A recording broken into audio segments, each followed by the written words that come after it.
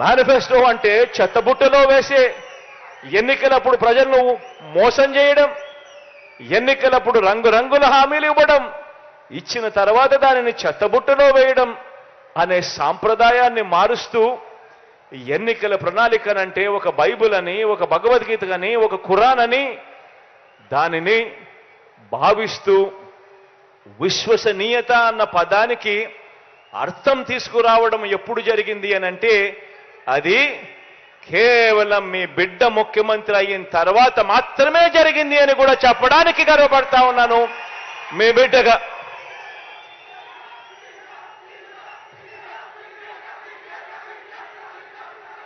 మరో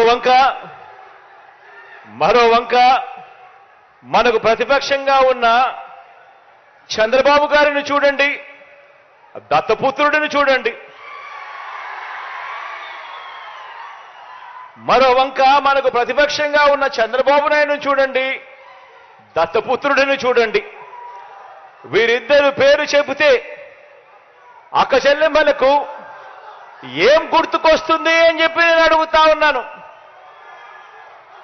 చంద్రబాబు పేరు చెప్తే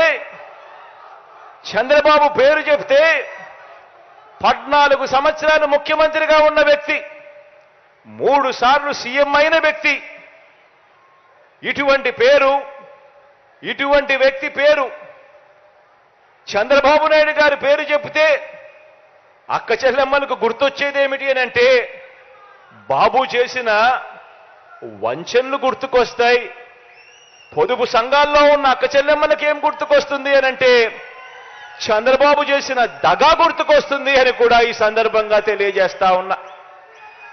చంద్రబాబు నాయుడు గారి పేరు చెప్తే ఆయన చేసిన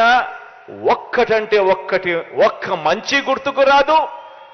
ఆయన పేరు చెప్తే ఒక్క మంచి స్కీము కూడా గుర్తుకు రాని పరిస్థితి చంద్రబాబు నాయుడు గారిదైతే, ఇక దత్తపుత్రుడి పేరు చెబితే ఏం గుర్తుకొస్తుందో తెలుసా? నా అక్క చెల్లెమ్మలకు దత్తపుత్రుడి పేరు చెబితే వివాహ వ్యవస్థను భ్రష్టు పట్టించే ఓ మోసగాడు గుర్తుకొస్తాడు. 5 సంవత్సరాలకు ఒకసారి కారును మార్చినట్టుగా భార్యలను మార్చే ఒక మ్యారేజ్ స్టారు ఓ వంచకుడు గుర్తుకు వస్తాడు దత్తపుత్రుడి పేరు చెబితే. ఆలోచన చేయమని అడుగుతా ఉన్నా. ఒకరికి విశ్వసనీయత లేదు, మరొకరికి విలువలు లేవు. ఈ విశ్వసనీయత లేని, ఈ విలువలు లేని వీరు,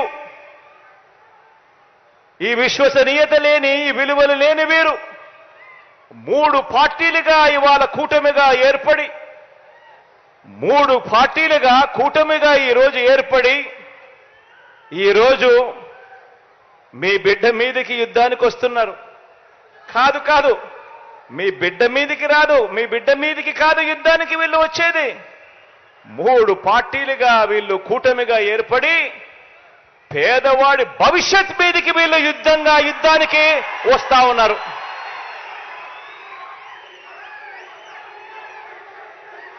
ఇదే ముగ్గురు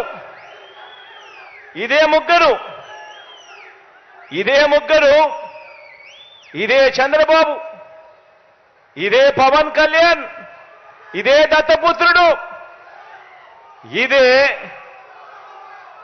బీజేపీతోనే కలిసి 2014లో కూడా ఇప్పుడు చెప్తా ఉన్న మోసపూరిత వాగ్దానాలు మాదిరిగానే 2014లో కూడా ఇదే మాదిరిగా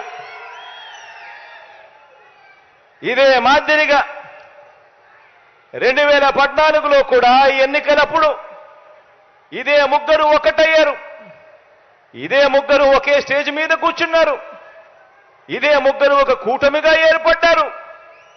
ఏర్పడిన ఏకంగా ఇదే పెద్ద మనిషి చంద్రబాబు నాయుడు గారు ఎన్నికల మేనిఫెస్టో అంటూ ఈ మాదిరిగా ఇచ్చి ఏకంగా చంద్రబాబు నాయుడు గారు సంతకం పెట్టి మరి ఈ మాదిరిగా ప్రతి ఇంటికి కూడా పంపించాడు ఈ పెద్ద మనిషి చంద్రబాబు గారు. ఇందులో ఈయన రాసిన మాటలు రాసిన వాగ్దానాలు.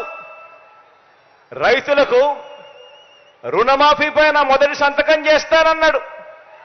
87,612 కోట్ల రూపాయల రైతుల రుణాలు మాఫీ చేస్తానని చెప్పి ఎగనామం పెట్టాడు. పొదుపు సంఘాల రుణాలు పూర్తిగా రద్దు చేస్తానన్నాడు. ఏకంగా 14,205 కోట్ల రూపాయలు నా అక్క చెల్లెమ్మలను అడ్డగోలుగా మోసం చేశాడు. మహిళా రక్షణకు ఉమెన్ ప్రొటెక్షన్ ఫోర్స్ ఏర్పాటు చేస్తామన్నారు. మహిళా రక్షణకు ఉమెన్ ప్రొటెక్షన్ ఫోర్స్ కథ దేవుడెరుగు.